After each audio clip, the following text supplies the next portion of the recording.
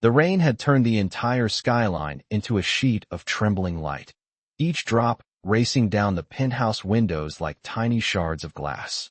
At 72 floors above the city, everything looked calm, distant, almost unreal. But when Adrian Cross pushed open the door to his private suite that night, nothing felt distant at all. The first thing he noticed was the lamp. It was still on. The second thing he noticed was her. Lena, the girl who usually cleaned his penthouse once a week, always quiet, always polite, always moving like someone who didn't want to be seen. But now, she was lying halfway across the carpet, her breathing shallow, her arm limp against the sofa as if she had reached for it and never made it. Hey, his voice cracked before he could stop it. Lena. He crossed the room in seconds. His knees hit the floor beside her. Rain hammered against the windows behind them, but somehow the room felt too quiet, too still. Her eyelids fluttered at the sound of his voice, and a faint tremor moved across her lips. Please, she whispered. Don't call anyone. That was when his hand brushed the side of her uniform, and the truth hit him like a blade. A bruise. Deep, dark, spreading from her ribs and disappearing beneath the neat black and white fabric of her work dress. Adrian froze. Who did this to you? His voice dropped. Low, sharp, controlled but breaking underneath. Lena shook her head weakly, tears pooling but never falling. Please, don't tell anyone. I can't lose this job. Her words were a knife twisting inside him. He slid one arm under her shoulders and lifted her carefully, feeling the way she winced even at the slightest touch. She was colder than she should have been, lighter than she should have been, too tired for someone her age. You collapsed, Lena. You need a doctor. No. Her fingers tightened around the sleeve of his shirt with surprising strength. Please, just help me sit. He hesitated before obeying. She didn't want hospitals. She didn't want attention. She wanted to survive quietly, whatever this was. The realization stung him with unexpected anger. When she finally sat upright against the sofa, she pressed a trembling hand to her side. Adrian reached for the glass of water on the table, guiding it toward her. She drank slowly, each swallow fragile, like her body. Wasn't cooperating. Her eyes lifted to him then, wide, frightened, glassy under the lamplight. You weren't supposed to be home, she whispered. I can see that, he breathed. Silence filled the room. Except it wasn't silence. It was the rain, the thrum of his heartbeat, her unsteady breaths. He glanced again at the bruise hiding beneath her uniform. Lena, someone hurt you. She shut her eyes. Not denying, not confirming, just sinking inside herself, as if she had spent months doing nothing but hiding, day after day, bruise after bruise. Please, she murmured again, softer. Please don't fire me. Of all the things she could have said, that was the one that gutted him. He exhaled slowly, forcing his voice to steady. Lena, look at me. Her lashes lifted. You're safe. I'm not letting anything happen to you tonight. For a moment, something shifted. Maybe it was trust. Maybe it was fear finally loosening its grip. But Lena's shoulders relaxed by a fraction, enough for her breathing to steady. Outside, lightning split the sky. Inside, Adrian Cross sat on the floor beside a girl who had no one in the world, and realized he might be the first person to notice she was breaking. If this story moves you, leave a like, subscribe to the channel, and tell us in the comments where you are watching from. Your support is what keeps this channel alive. And as rain poured harder, Adrian reached for the blanket on the sofa and draped it gently over Lena, the truth echoing quietly inside him. No one collapses like this, unless they have been carrying something too heavy for too long. The storm eased into a soft drizzle the following morning, but the weight inside Adrian's chest didn't. He barely slept. Every time he closed his eyes, he saw Lena collapsing, the bruise, the terror in her voice when she begged him not to report anything. When he went to check the guest room, where he had insisted she rest, he found it empty. The blanket folded, the pillow smoothed. She was gone. Adrian inhaled sharply. Of course she left. People like her didn't trust easily. People like her survived by disappearing before anyone could decide their fate for them. But fate wasn't done with her.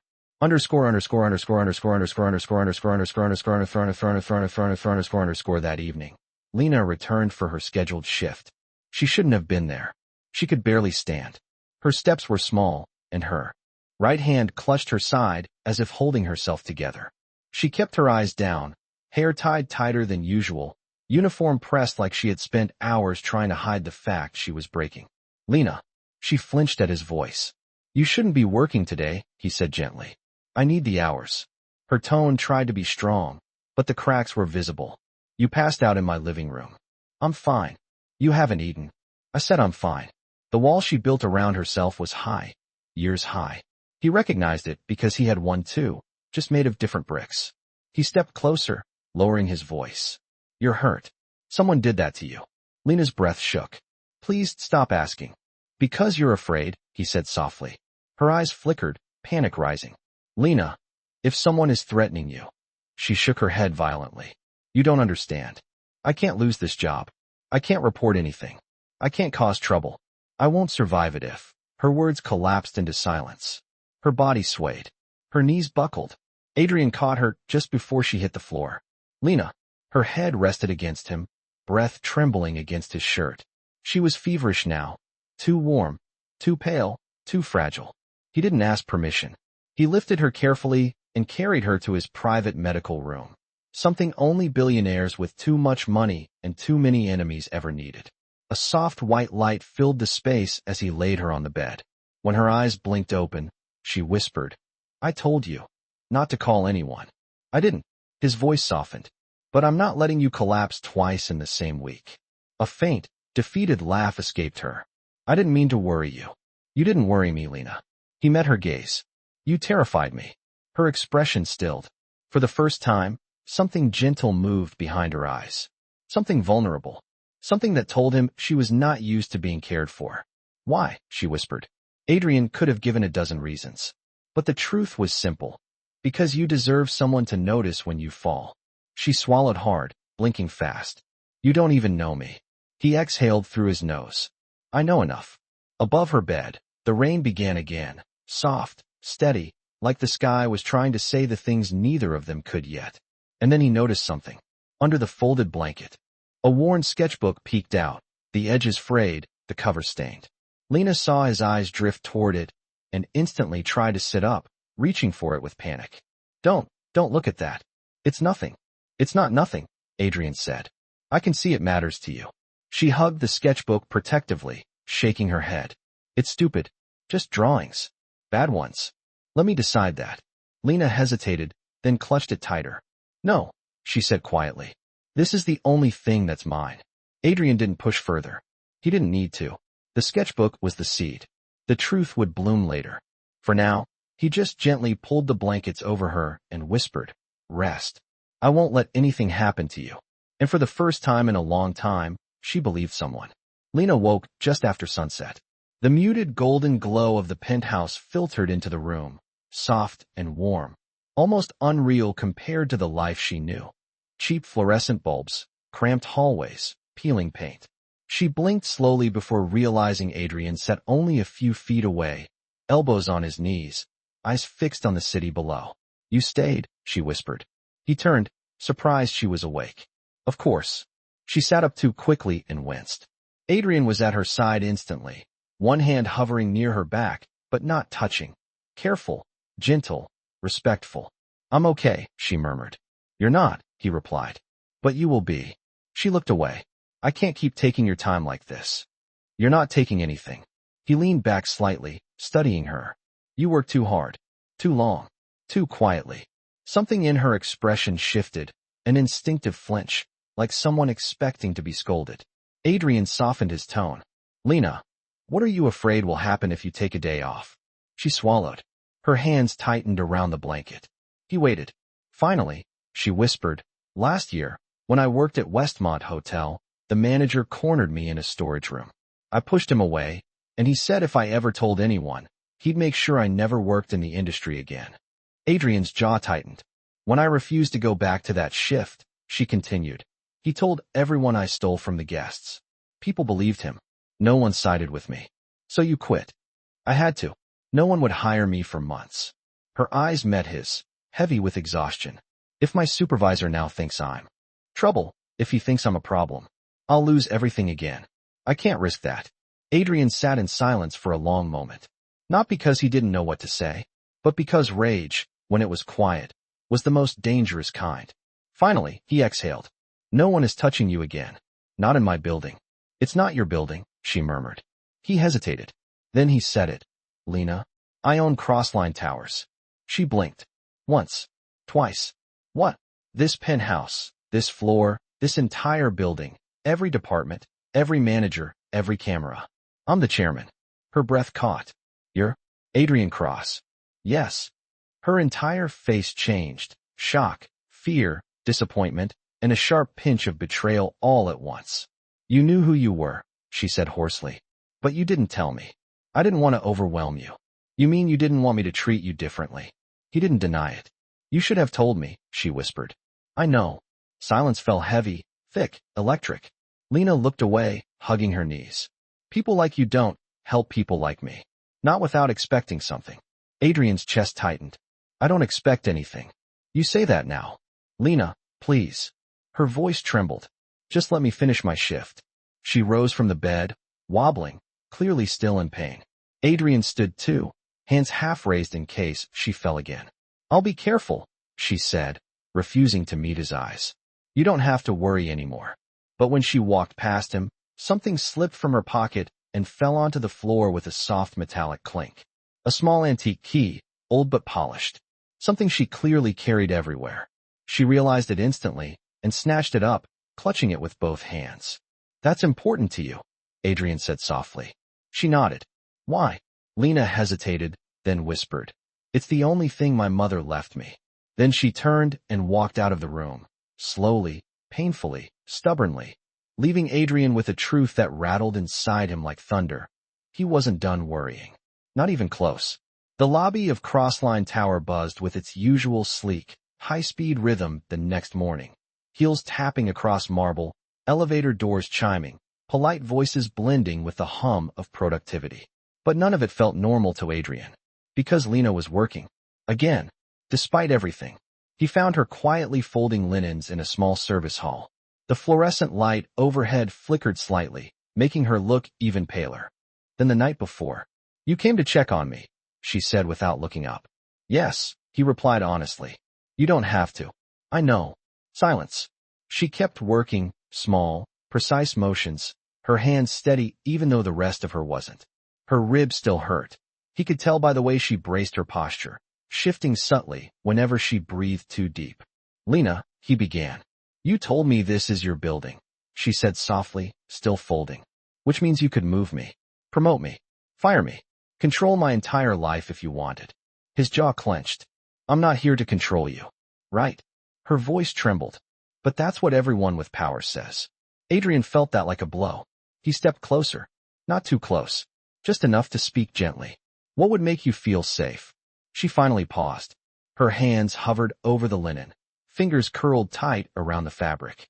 And she whispered, if I could work without being seen. He exhaled slowly. Then I'll make that happen. But before he could say more, a sharp voice pierced the hallway. There you are. Lena stiffened. Her supervisor, Martin Wells, appeared, holding a clipboard like it was a weapon.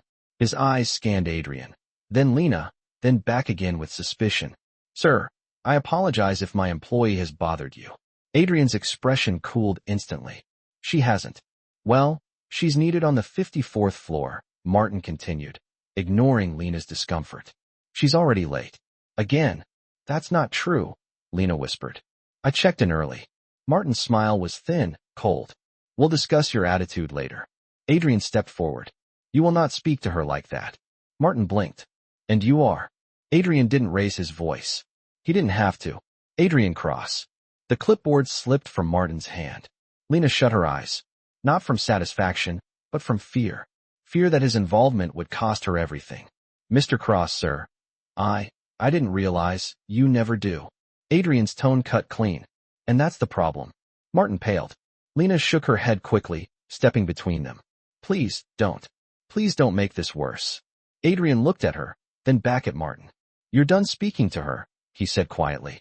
Martin bobbed his head nervously and backed away, trying to salvage his pride and failing miserably. When he disappeared around the corner, Lena exhaled shakily. You shouldn't have done that, she whispered.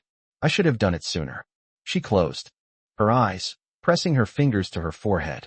Now he'll hate me even more. He won't have the chance, Adrian said. Lena looked up sharply. Don't fire him because of me. You think he doesn't deserve to be held accountable for how he treats people? Her silence answered for her. Adrian softened. Lena, justice isn't punishment. It's restoration. She didn't respond, but her shoulders lowered, just a little. Then something unexpected happened. Her phone buzzed. She checked it. Her face went pale. Is everything okay? He asked. She hesitated. Then she showed him the screen. Hospital reminder. Payment due today. Card declined. Adrian inhaled sharply. Her mother.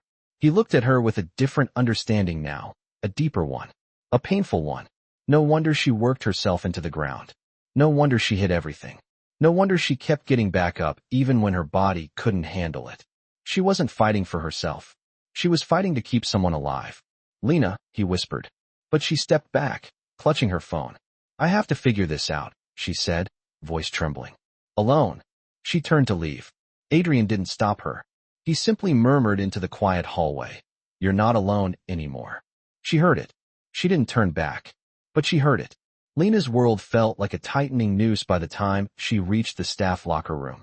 Her breaths came short, her hands shaking as she opened her locker. Medical bills, rent overdue notices, overtime slips. All of it poured out like an avalanche of quiet suffering. She sat on the bench and pressed her palms to her eyes. For one fragile moment, she let herself break. She didn't cry loudly. She never did. She just trembled, small, silent, exhausted. A soft knock sounded at the door. Lena. Her heart lurched. Not now. Not him. But Adrian stepped into the room with careful footsteps, closing the door behind him, staying near the entrance so she didn't feel cornered. I shouldn't be in here, he said gently. But I'm worried about you.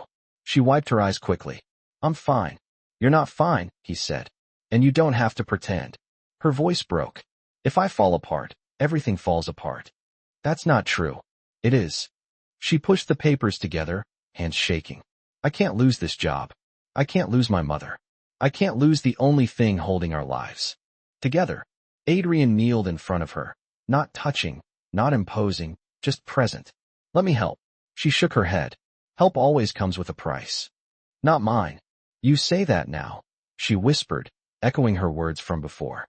He understood what that meant now. She had been used, manipulated, discarded. I'm offering stability, he said quietly. Not control. You can't guarantee that. No, he admitted. But I can promise I'll try. A beat of silence. She looked away. I still don't know why you care. Because I've met hundreds of powerful people, he said. And not one of them works half as hard as you do while asking for nothing in return.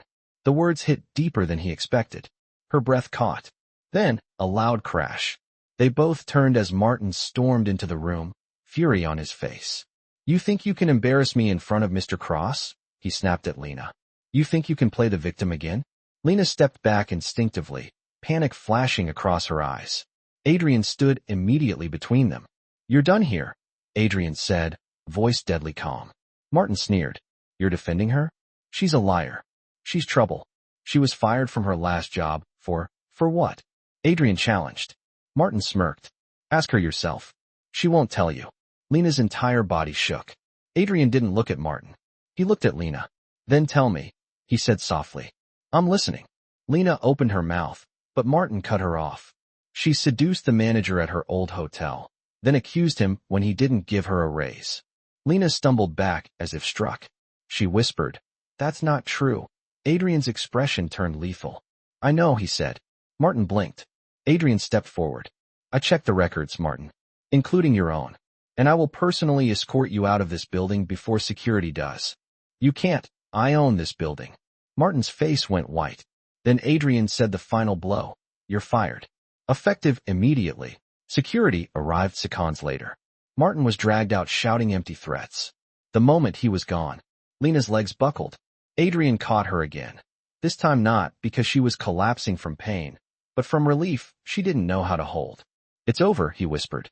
Lena pressed her face to her hands. And this time, she cried the way someone cries when they have finally stopped running. The city lights outside the tower glowed like scattered embers, flickering against the glass as if mirroring Lena's unsteady breath. She sat on a bench in the executive hallway, arms wrapped around herself, eyes red, body drained. Adrian didn't rush her. He stood nearby, giving her room to breathe, letting silence settle between them like something soft instead of cold. When she finally spoke, her voice was thin. Everyone believed him at the last hotel. Everyone. Adrian stepped closer, careful. I don't. Lena shook her head. You say that now. But one day, you'll see how messy my life is. And you'll walk away too. Lena, he said quietly, I'm not leaving. Her laugh was bitter and breakable. You don't even know what I deal with every day. Then tell me. She hesitated. Then the floodgates opened. My mother's been sick for years. Heart failure. We've been drowning in bills. I work every shift I can. I barely sleep. And every time I think we're catching up, something knocks us back down. Her hands trembled in her lap. I'm tired, she whispered. But I can't stop. Because if I stop, she dies. Adrian felt something in his chest twist. You shouldn't be carrying all of this alone. But I am. She wiped her face with the back of her hand. And I'm scared all the time. Scared of being fired. Scared of men like Martin. Scared of hoping for anything better. A beat of silence. Then she whispered the sentence that broke him completely. I'm scared of kindness, because every time it shows up, it disappears. Adrian exhaled slowly. Mine won't. She looked at him, searching, skeptical, hollow with exhaustion. You can trust me, he said. No, she murmured. I can hope you're right. But I can't trust anyone yet. It wasn't a rejection. It was a truth carved from survival. I understand, he said. She drew a shaking breath. I should go home. I have to check on my mom. I'll drive you. No, you're not taking the bus in your condition. She tried to protest again, but her body betrayed her. She swayed slightly, her vision dimming. Adrian was at her side instantly, steadying her. Come on, he whispered. You're not doing this alone tonight. Underscore the ride to her neighborhood felt like descending through different worlds. Penthouse floors, corporate hallways, luxury elevators. Then, rusty fire escapes, flickering streetlights, cracked sidewalks. Lena stared out the window. Embarrassed. You didn't have to see where I live. I wanted to, he said. She led him to a small studio apartment.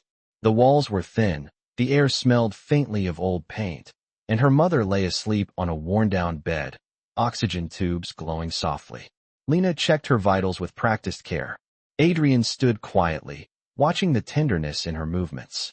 The devotion, the weight she carried without complaint. Something inside him broke and rebuilt itself at the same time. You do all this alone? He whispered. She nodded. Every day. She nodded again. He swallowed. You shouldn't have to. Lena tucked the blanket around her mother and finally sat down at the edge of the bed, shoulders caving. This is why I can't rest, she murmured. Why I can't lose my job. She depends on me for everything. Adrian stepped closer, kneeling to meet her eyes. Then let me depend on you, he said softly. Let me be part of this. Her breath hitched. Not from fear this time, but from the unfamiliar feeling of someone trying to stand beside her instead of above her. I don't know how to let someone help, she whispered. That's okay, he said. We'll learn together. Her eyes glistened. And though she didn't say a word, she didn't pull away either. 2 days passed quietly, but not peacefully. Word spread through the staff that Martin had been fired. Some employees whispered in relief. Others whispered in suspicion. And all of them whispered about Lena. She felt it everywhere she walked. Eyes following her. Voices dropping when she passed. People wondering what she had done to gain the billionaire's attention. Her stomach twisted every time she stepped into a hallway. By the time she reached the executive cleaning route again, her nerves felt raw. Adrian saw it instantly. You're tense, he said gently. People are talking, she whispered. Let them. I can't. I can't handle another rumor. He paused, then placed a small access card in her hand. What's this? She asked. A transfer. Her breath caught. To where? Housekeeping Unit A, private wing. You'll only clean secure offices and my penthouse. Higher pay. Fewer people. No supervisors except me. Lena stared at the card as though it might burn her. This is too much, she murmured. It's exactly what you deserve. Her throat tightened. You shouldn't use your power like this. I'm using it correctly, he said, to protect someone who hasn't been protected in a long time. Her heartbeat stuttered. Adrian, he met her gaze. Not commanding, not overwhelming, just present. You're safe with me, he said softly. Before she could respond, his phone buzzed. He excused himself for a moment, stepping out onto the balcony. Lena tried to steady her breathing, but something didn't feel right. Voices drifted from the balcony, Adrian's and someone else's.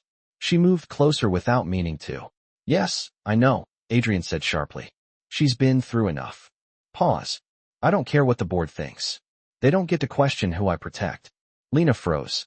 Protect. The word scared her. The word comforted her. The word confused her more than anything. She stepped back before he noticed she had overheard. When he returned, his expression softened the moment he saw her. You don't have to be afraid, he told her. But Lena wasn't afraid of danger. She was afraid of hope. I'm trying, she whispered. I'm trying to trust that you mean everything you say. And I'll give you time, he promised. For the first time in her life, someone wasn't rushing her, wasn't demanding anything from her, wasn't pulling her apart. He was waiting. And that was the most dangerous kindness of all. A week later, Lena found herself walking a new path, cleaning executive offices, private lounges, and the penthouse suite. The work was quiet, safe, predictable. For the first time in years, she breathed without fear tightening her ribs. Adrian made sure of that. He checked on her without hovering. He helped without controlling. He showed up without demanding anything in return. It scared her. It healed her. It confused her. One evening, as she dusted the bookshelves in his living room, she felt his presence before hearing his footsteps. You're getting better, Adrian said softly behind her. She turned. I guess I am. You look healthier. And you look observant. He smiled, a small, warm curve of his lips she rarely saw. I only observe things I care about. Her breath caught. She looked away, unsure what to do with a sentence like that. Adrian stepped beside her, hands in his pockets. Can I ask you something? Depends what it is. What is the key around your neck open? Her fingers instinctively touched the small antique key, worn smooth from years of holding it. It opens a music box, she said quietly. My father gave it to my mother. She kept it her whole life. When she got sick, she passed it to me. And the music box? Broken, Lena murmured. Like most things in my life. Adrian's expression softened. Would you trust me with it? She hesitated. Then, slowly, reluctantly, she nodded. Okay. He didn't touch the key. He didn't reach for it. He simply said, I'll fix it. Not as a billionaire. Not as a man trying to impress her. Just as someone who wanted to mend something she cared about. The moment stretched between them, gentle, warm, almost painfully human. Then her phone buzzed. Lena checked it, and the color drained from her face. Adrian stepped forward immediately. What happened? My mom, Lena whispered. She collapsed. Everything inside her cracked. Every fear she'd been holding and swelled at once. Adrian didn't waste a second. Let's go, he said firmly. I'm driving. She didn't argue. She followed, trembling, trusting him with something far more fragile than a music box, her heart. The hospital lights were harsh, unforgiving.